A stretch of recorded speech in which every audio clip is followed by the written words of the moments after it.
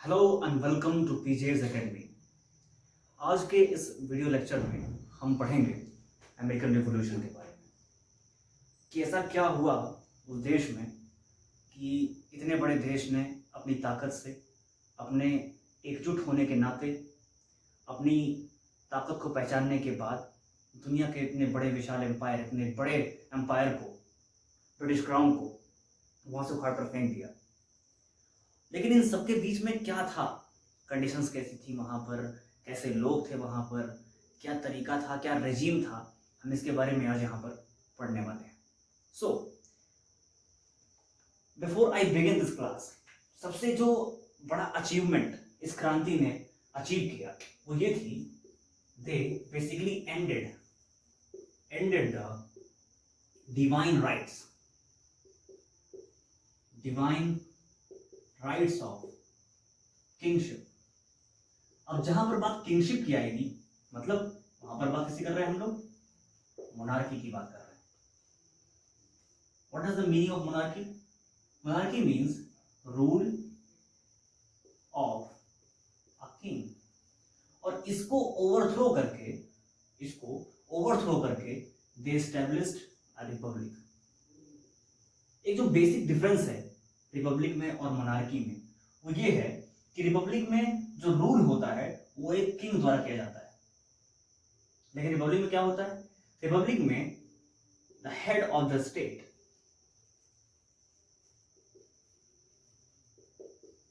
Is elected. This is the basic difference between a monarchy and Republic. तो इन सारी चीजों के बीच में ऐसा क्या हुआ कि वहां के लोगों ने और किस तरह से किया, इसके बारे में यहां पर हम जो है पढ़ने वाले हैं। So what was the American revolution? American revolution was a regime जिसने एंड किया डिवाइन राइट्स को और ब्रिटिश क्राउन को अपने यहां से उखाड़ कर फेंका and they established a system called as democracy. लेकिन इन सारी चीजों के बाद जब हम पढ़ें, सबसे पहले हमें यह जानना पड़ेगा कि क्या था वहां पर। बिफोर हम पहले बात करते हैं नॉर्थ अमेरिका की। अभी मैंने कहा है सिर्फ अमेरिका, मैंने यूएसए नहीं कहा। अमेरिका से यूएसए बनने में एक पूरा सफर तय करेगा और इसी सफर का नाम जो है अमेरिकन रिवॉल्यूशन है।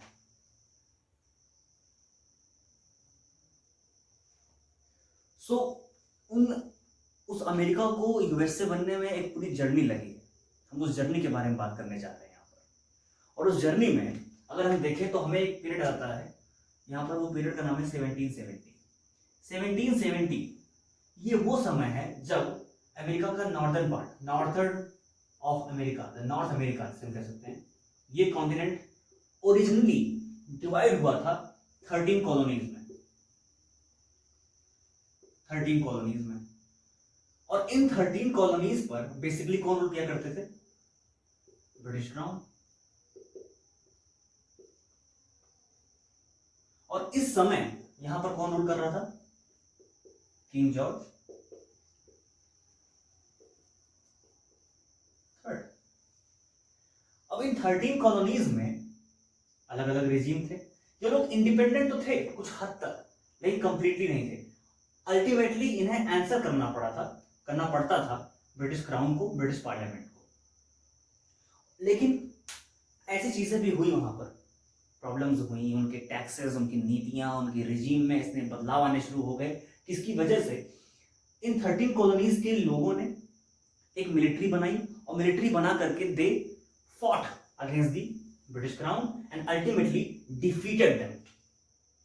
लेकिन इस पूरे कॉन्सेप्ट को जानने से पहले हमें यह जानना पड़ेगा कि उस दुनिया में दो वर्ड थे, old world versus new world theory, जो कि बहुत इंपॉर्टेंट है ये बात जानना। ओल्ड वर्ल्ड क्या था? ओल्ड वर्ल्ड से तात्पर्य इस बात से था कि वो तमाम दुनिया के देश जो सिवाय अमेरिका के अभी तक मौजूद थे उसे ओल्ड वर्ल्ड बोलते थे। और वो देश जब अमेरिका ढूंढ लिया गया तो उसे क्या बोला जाने लगा? न्यू वर्ल्ड बोला जाने लगा। यहां पर क्या बात थी, ओल्ड वर्ल्ड। 1492 से पहले कोई सी रूट नहीं था जिसके जिसके जरिए यहां पर लोग पहुंच सकें, अमेरिका पहुंच सकें, या यहां पर कोई ट्रेड के पर्पज से जा पाए या रहने के पर्पज से जा पाए। लेकिन क्या हुआ 1492 में, क्या हुआ, Christopher Columbus, Christopher Columbus the Italian explorer, इन्होंने सी रूट ढूंढ निकाला। कहां के लिए, फॉर अमेरिका। और जब इन्होंने सी रूट ढूंढ निकाला तो इतना ही नहीं, दुनिया भर के तमाम देश, कौन कौन देश जिनके मैं नाम प्रोमिनेंटली लेना चाहता हूं वहां पर है। सबसे पहला नाम तो है स्पेन, दूसरा सबसे बड़ा नाम हॉलैंड, तीसरा सबसे बड़ा नाम फ्रांस एंड इंग्लैंड। ये सभी देश धीरे धीरे अपने ट्रेड को एनहांस करने के लिए या इस रीजन में अपने आप को स्थापित करने के लिए वहां पर पहुंचने लगते हैं। और जब यहां पहुंचने लगते हैं तो जाहिर सी बात है इन सभी के बीच में एक हेजीमोनिक वॉर शुरू हो जाएगी। अगर किसी मार्केट में ढेर सारे खिलाड़ी हों तो उनमें से, और सबको एक ही सामान बेचना हो, तो उनमें से कहीं ना कहीं हर किसी को अपने प्रोडक्ट को अच्छा बताने के लिए कि मेरा सबसे अच्छा प्रोडक्ट मेरा है, उसे बताने के लिए उन्हें अलग अलग चाल चलनी पड़ेगी। लेकिन यहाँ पर क्या था, यहाँ पर इस रीजन को गवर्न करने के लिए या यहाँ की ट्रेड सप्लाईज को अपने हाथ में, अकेले अपने हाथ में लेने के लिए, या फिर कह सकता हूँ कि अपनी मोनोपोली को बनाने के लिए इन सब में एक वॉर शुरू हो गई कि कौन अधिक डोमिनेंस स्थापित कर पाएगा। लेकिन इसके पहले मैं चलूं, मैं बता दूं कि फ्रांस और इंग्लैंड 770 से पहले से लड़ाइयां लड़ रहे थे, और सिर्फ इसी देश में नहीं, तमाम देश में, जिसको हम बोलते थे, किस नाम से जानते हैं हम इसको, 7 ईयर वॉर से जानते हैं। 7 ईयर वॉर 1756 से 63 तक।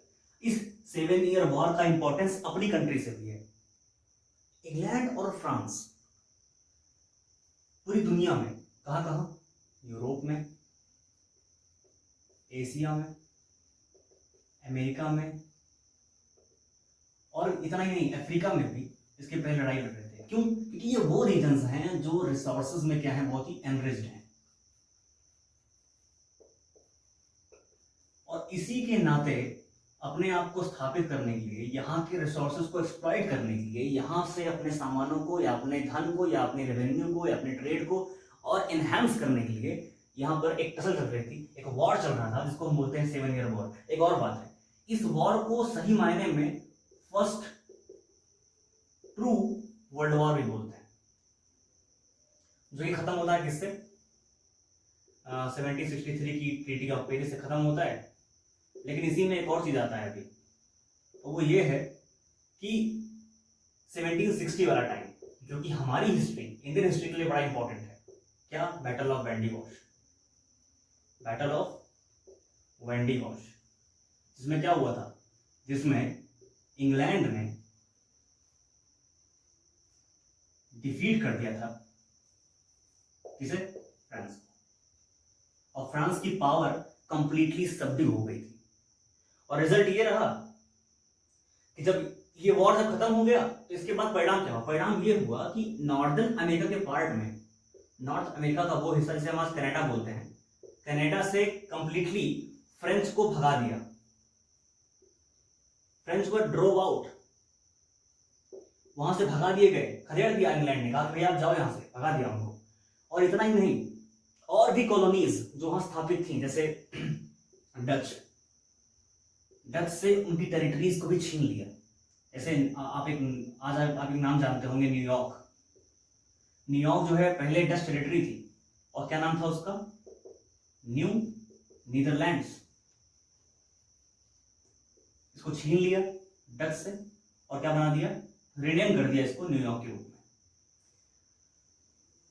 और ये सारी चीजें जब चल रही थी तो इनके बीच टेंशंस ग्रो होने लगे लोगों में, उनकी रेजिम्स के नाते, उनकी पॉलिसीज के नाते, उनके लॉज के नाते, और कहीं ना कहीं इस ऑप्रेसिव पॉलिसीज के नाते वहां के जो लोग थे उन्होंने कहा कि अब बहुत हो रहा है। तो उन्होंने अपनी पावर को एनहांस किया, साथ मिलकर आए, एकजुट हुए, और अल्टीमेटली ब्रिटिश क्राउन को यहां पर सबड्यू कर दिया, डिफीट कर दिया, हरा दिया।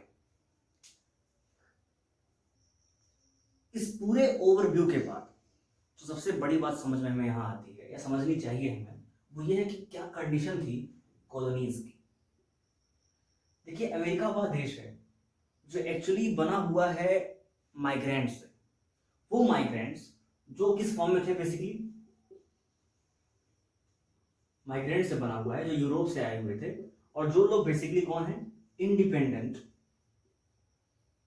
इंडिपेंडेंट फार्मर्स हैं,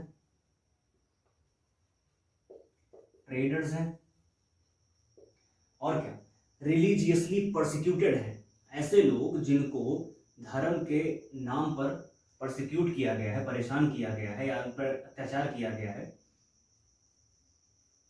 ऐसे लोगों ने मिलकर जो है कॉलोनाइज किया हुआ था इन 13 कॉलोनीज को।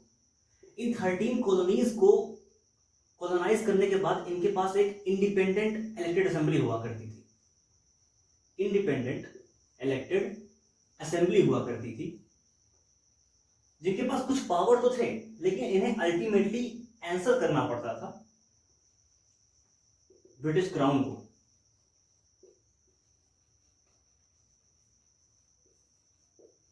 ब्रिटिश क्राउन को इन्हें आंसर करना पड़ता था, ब्रिटिश पार्लियामेंट को इन्हें आंसर करना पड़ता था।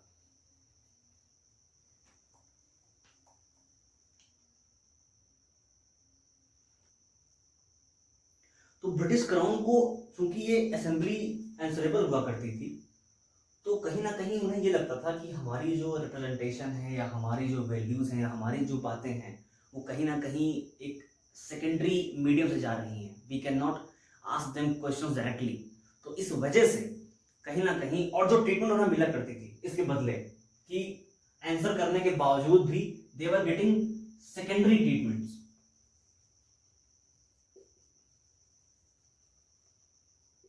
यहाँ के लोग 13 कॉलोनीज के जो भी लोग थे उन्हें सेकेंडरी ट्रीटमेंट मिला करती थी, और रिजल्ट ये था कि ऐसी ट्रीटमेंट मिलने से कहीं ना कहीं एक जो जस्ट ट्रीटमेंट वाली बात होती है ना, ये जस्टिस या जस्ट ट्रीटमेंट, ये कहीं ना कहीं वहां फेल हो रहा था।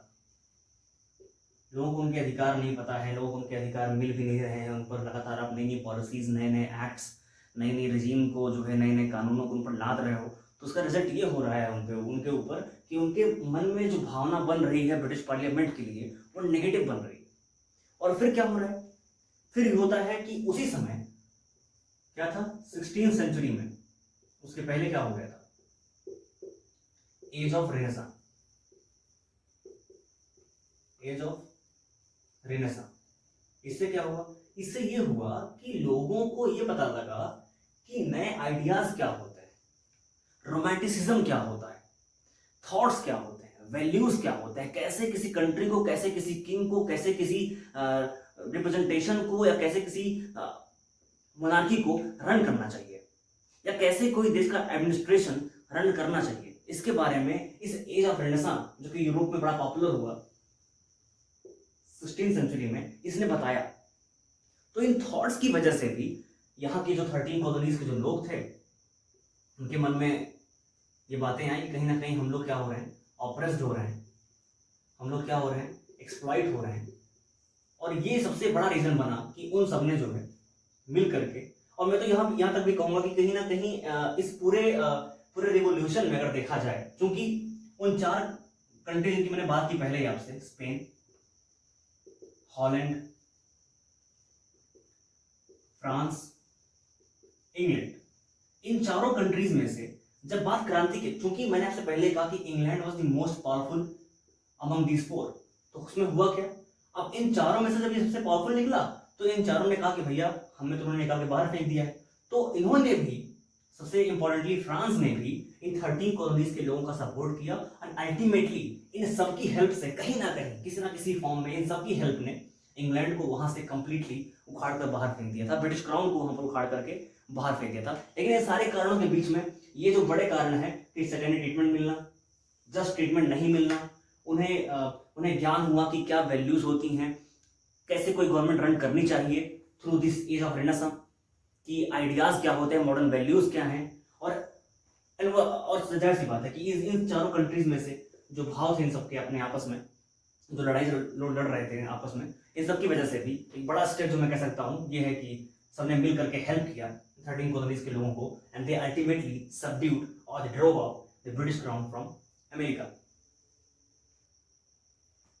तो इन सारी चीजों के बाद किसी भी क्रांति में दुनिया भर की कोई भी क्रांति हो, उन क्रांतियों के होने का जो कारण है वो सिर्फ 3 है, बेसिक 3। कौन कौन से? पहला है पॉलिटिकल कॉज, दूसरा है इकोनॉमिक कॉज, तीसरा है सोशल और द आइडियोलॉजिकल कॉज। इन 3-4 कारणों से ही दुनिया भर की जितनी क्रांतियां हैं वो सारी टेक प्लेस होती हैं। सबसे पहले इस सीरीज में हम पढ़ेंगे पॉलिटिकल कॉज के बारे में, क्या था वहां पर political structure.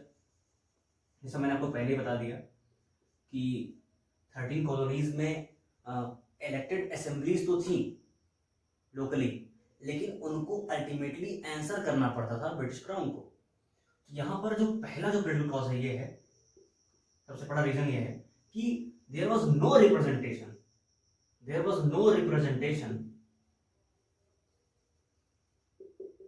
of these colonies in the British Parliament.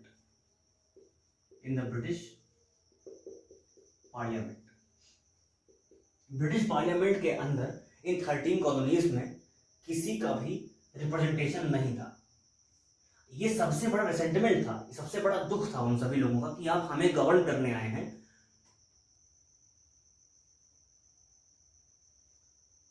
Technical glitch. तो बात ये थी कि इस ब्रिटिश पार्लियामेंट में कहीं पर भी कोई रिप्रेजेंटेशन कॉलोनीज द्वारा नहीं था, और ये सबसे बड़ा दुख था उन सभी तमाम लोगों का जो 13 कॉलोनीज में रहा करते थे कि हम पर ये रूल कर रहे हैं और हम ही पर हमको रूल करने के बावजूद भी हमारा कोई रिप्रेजेंटेशन या हमारी कोई पहचान नहीं है, कहने का मतलब है ब्रिटिश पार्लियामेंट के अंदर। और जितना सारा रेवेन्यू यहाँ जनरेट कर रहे हैं आप, सबसे पहला तो ये था। दूसरा क्या था? Taxation without representation,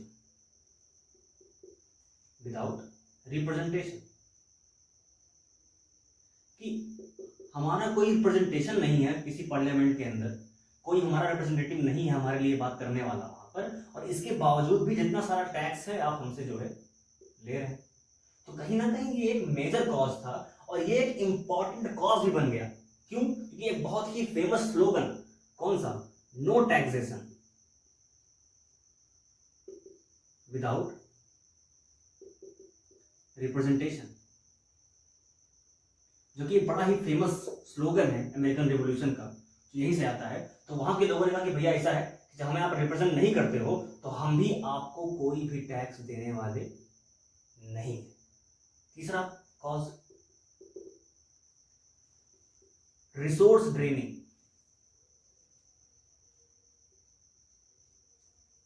resource draining का मतलब क्या है?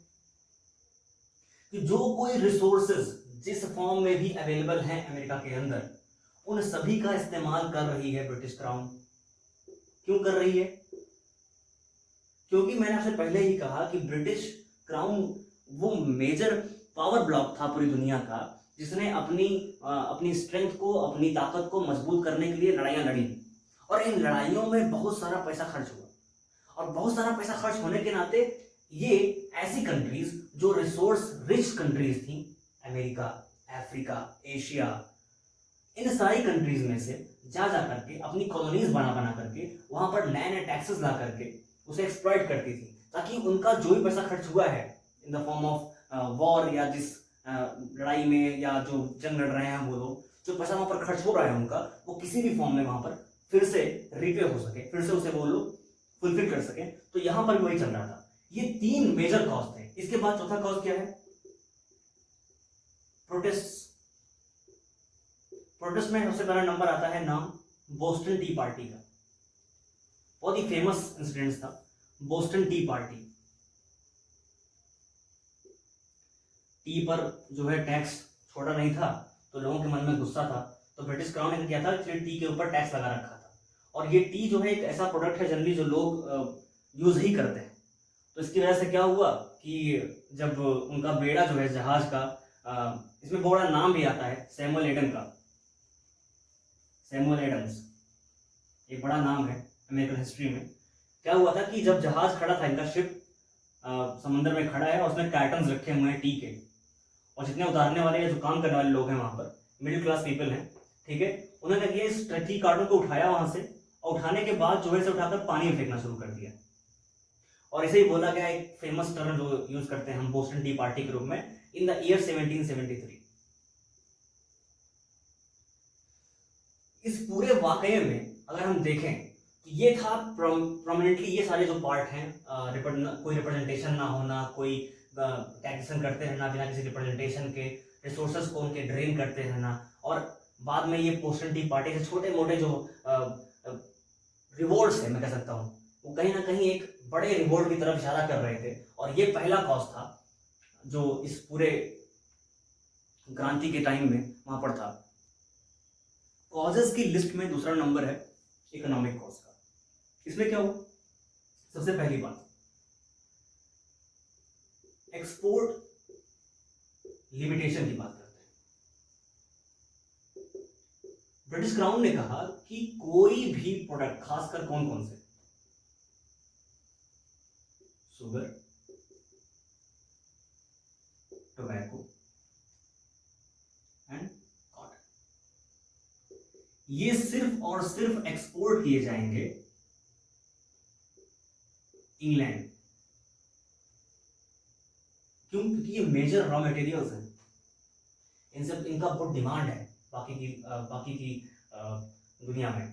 और ये वो कंट्री थी इंग्लैंड जो इस टाइम तक 70s के टाइम तक इंडस्ट्रीज में काफी रिच थी, तो इन सबका इस्तेमाल करके कपड़े बनाती या और भी सामान बनाती और उसे और जगहों पर बेचती और अधिक प्रॉफिट कमाती। तो उसने कहा कि शुगर, टोबैको, कॉटन, प्रोमिनेंटली ये तीन जो कैश क्रॉप्स हैं, इनका एक्सपोर्ट कहां पे होगा? सिर्फ और सिर्फ इंग्लैंड में होगा। दूसरी बात, heavy import duty. Import duty, उन सामानों पर हैवी इंपोर्ट ड्यूटी हम लगा देंगे, ब्रिटिश क्राउन ने कहा, जो सामान इंग्लैंड के अलावा कहीं और से आता है।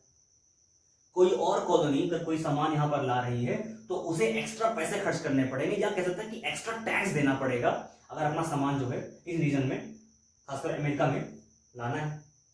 तीसरी बात,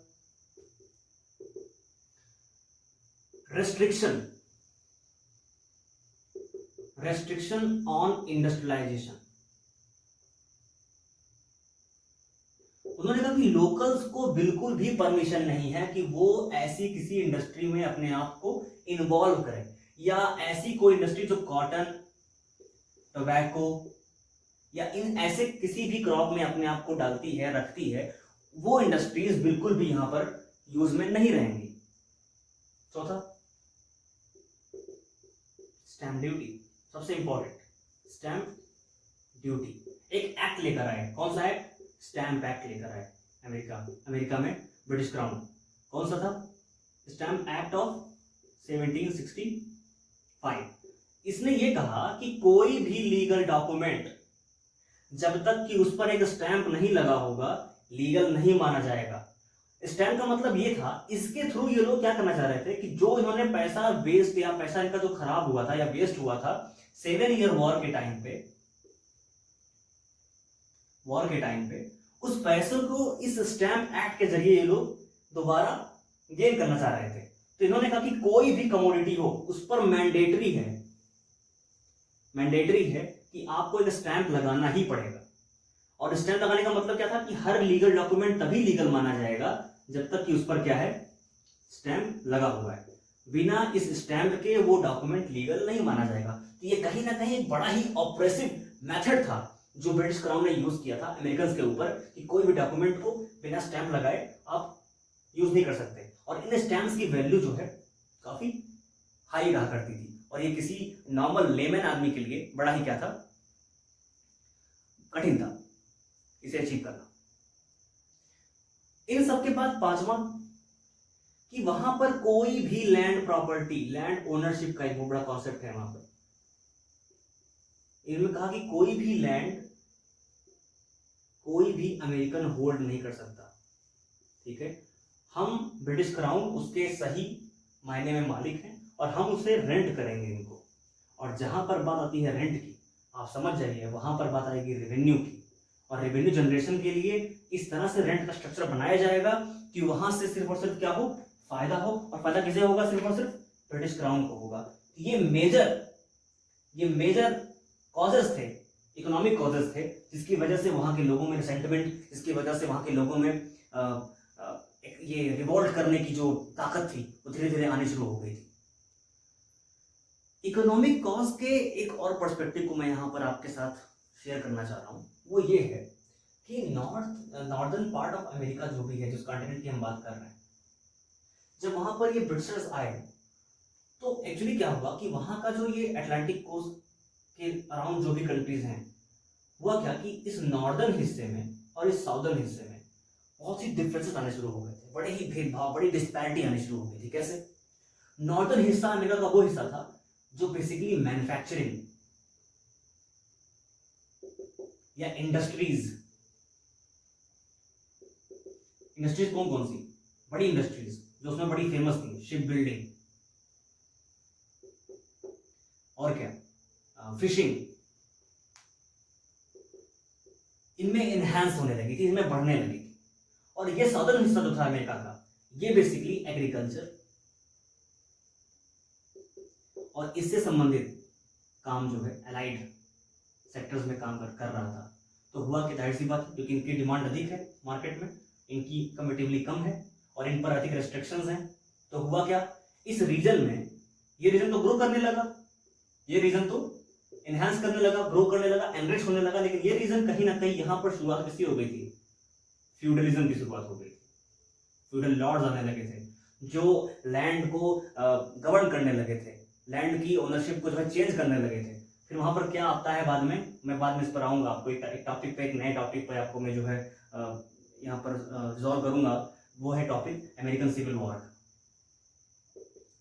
American civil war of 1861 to 65, ये हम बाद में आएंगे, अलग टॉपिक में बाद में आऊंगा आपके पास। लेकिन ये भी एक प्राइमरी कॉज था कि जब नॉर्दर्न पार्ट एनहांस होने लगा, एनरिच होने लगा, सदर्न पार्ट कहीं ना कहीं डिमिनिश होने लगा, तो एक मेजर डिस्पैरिटी आ गई लोगों में। यहाँ के लोग अमीर बनने लगे, यहाँ गरीब बनने लगे। तो ये भी एक बहुत बड़ा रीजन था कि वहां पर जो है ऐसे क्रांति की शुरुआत हुई। और ये क्रांति बाद में क्या हुआ, इसने जो है सारा जो नक्शा था अमेरिका का बदल के रख दिया। और कॉजेस की तीसरी लिस्ट में नाम आता है हमारा सोशल या एडलचरल कॉज। जैसे मैंने आपसे पहले कहा था कि 16th century Europe, age of renaissance, उसने थिंकर्स को जन्म दिया था, मॉडर्न थॉट्स को जन्म दिया था, मॉडर्न आइडियाज को जन्म दिया था। और इन थिंकर्स लिस्ट में नाम कौन कौन से आते हैं, खासकर अमेरिका में कौन कौन से? लॉक का एक बहुत अच्छा कॉन्सेप्ट था, द नेचुरल राइट्स। और फिर कौन है? हैरिंगटन। और कौन? मिल्टन। इन सब ने ये आइडिया दिया लोगों को कि ह्यूमंस के पास कुछ इनएलिएनेबल राइट्स होते हैं, मतलब ऐसे अधिकार होते हैं हम ह्यूमंस के पास कि जिनको किसी भी कंडीशन में आप इन्फ्रिंज और टेक अवे नहीं कर सकते। और इन इनएलिएनेबल राइट्स को जो है बताया लोगों से लॉक ने, अपनी किताबों के माध्यम से, अपनी राइटिंग्स के माध्यम से, अपने थॉट्स के माध्यम से, और लोगों को बताया कि आपके कुछ अधिकार हैं और वो अधिकार ये ब्रिटिश क्राउन इन्फ्रिंज कर रहा है, ब्रिटिश क्राउन उसको जो है लगातार ऑप्रेस कर रहा है, तोड़ रहा है, एक्सप्लॉइट कर रहा है। और इतना ही नहीं, इसके बाद कौन कौन दो और नाम बड़े आते हैं, थॉमस पेन, थॉमस जेफरसन, जिन्होंने बताया कि आपके पास राइट टू रिबेलियन भी होता है, राइट टू रिबेलियन होता है। और ये कब काम आएगा आपके पास? जब आपको लगता है कि जो नीति आप पर काम कर रही है, जो लोग आप पर अपना नियम कानून चला रहे हैं, जो लोग आप पर अपनी थ्योरीज डाल रहे हैं, उनकी थ्योरीज अगर ऑप्रेसिव है, एक्सप्लॉइटेटिव है, तो आपके पास ये राइट है कि आप उन लॉज के अगेंस्ट, उन थ्योरीज के अगेंस्ट खड़े हों और रिबेल करके बताएं कि हाँ, ये हमारे लिए ऑप्रेसिव था, आइदर चेंज इट और चेंज योरसेल्फ।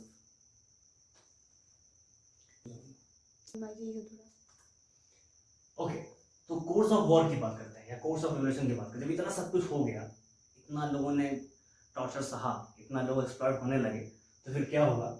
13 कॉलोनीज के जो लोग थे, इन्होंने कहा कि भैया ऐसा है कि अब हमें कुछ करना पड़ेगा। क्या करते हैं? ये मीटिंग बुलाते हैं, जिसको हम बोलते हैं, इस मीटिंग को बोलते हैं दे मेट एट फिलाडेल्फिया, शहर अमेरिका में फिलाडेल्फिया। वहाँ इनकी मुलाकात होती है 1774, जिसको बोला जाता है कि फर्स्ट कॉन्टिनेंटल कांग्रेस। इनकी सभा का नाम कांग्रेस बोला गया। फिर क्या हुआ? इन्होंने कहा कि ये क्यों मिले? ये इसलिए मिले कि इन्होंने कहा कि हम लोग मिलते हैं किंग जॉर्ज थर्ड को, हम अपना एक ज्ञापन देंगे और ये बोलेंगे कि हम हमारे साथ जो है एक जस्ट ट्रीटमेंट किया जाए, कि हमें हमारे राइट्स के बारे में, हमें हमारे जो हम पे जो ऑपरेसिव लॉज चल रहे हैं उसके बारे में हम इनको अपनी बातें बताएंगे। तो क्या ये बात सुने? नहीं। इन्होंने इस पूरे डॉक्यूमेंट को, इस पूरे मीटिंग को, इस पूरे प्रपोजल को उन्होंने क्या कर दिया? रिजेक्ट कर दिया। और जैसे ही रिजेक्शन हुआ, वैसे ही शुरुआत होती है एक फॉर्मल वॉर की। इसमें क्या हुआ? 13 कॉलोनीज के जो मिलिटिया थी, जो लोकली गवर्न करते थे लोग यहाँ पर, उन्होंने एक मिलिटिया बनाई अपनी, और मिलिटिया बना करके ब्रिटिश क्राउन के अगेंस्ट जो है खड़े हो गए और एक वॉर शुरू हो गई। और इस मिलिटिया को फ्रांस ने, जो कि ब्रिटेन से मात खाया हुआ था, सपोर्ट करना शुरू कर दिया। तो अल्टीमेटली हम ये कह सकते हैं कि यहाँ पर कहीं ना कहीं 13 कॉलोनियाज को फ्रांस ने भी सपोर्ट किया, या हम कह सकते हैं कि 13 कॉलोनीज के जो लोग थे, इन्होंने फ्रांस को अपना एली बना लिया and they fought against British crown. ठीक, फिर क्या हुआ? ये लोग 1776 में फिर से मिलते हैं और क्या कहा? On 4th of July they declared independence.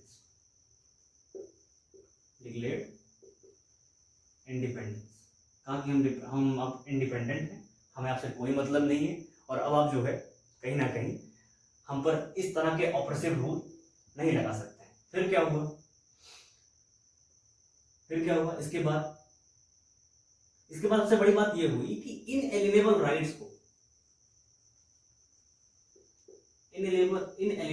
को जो है कहीं ना कहीं लोगों के मन में ये बात आ गई, कुछ हमारे ऐसे अधिकार होते हैं जिसे किसी भी हालत में आप इन्फ्रिंज नहीं कर सकते हो, जिसे किसी भी हालत में आप जो है ब्रेक नहीं कर सकते हो, जिसे किसी भी हालत में आप टेक अवे नहीं कर सकते हो। और उन अधिकारों के बारे में हम जान चुके हैं, और वही अधिकार इनएलिनेबल राइट्स को बाद में अमेरिका के संविधान में बिल ऑफ राइट्स, बहुत बड़ा टर्म है, बिल ऑफ राइट्स में और अच्छे से इलेबोरेट किया गया, डिफाइन किया गया। और कहीं ना कहीं इंडियन कॉन्स्टिट्यूशन में भी जो फंडामेंटल का जो पार्ट है, फंडामेंटल राइट्स का जो पार्ट है, कहीं ना कहीं बिल ऑफ राइट्स से बहुत इंस्पायर्ड है। तो बिल ऑफ राइट्स से ये वो चार्टर था, ये वो डॉक्यूमेंट था जिसमें इनएलिनेबल राइट्स को जो है, ऐसी राइट्स को जो कभी भी किसी भी हालत में ह्यूमन के पास से इन्फ्रिंज नहीं हो सकते हैं, जिन्हें आप कभी छीन सकते नहीं हैं, उन राइट्स को यहाँ पर डिफाइन किया गया। और हमारे संविधान में अपना फंडामेंटल राइट्स का जो पार्ट है, बिल ऑफ राइट्स से इंस्पायर हुआ है या लिया गया है वहां से भी, और इनके बारे में बताया गया।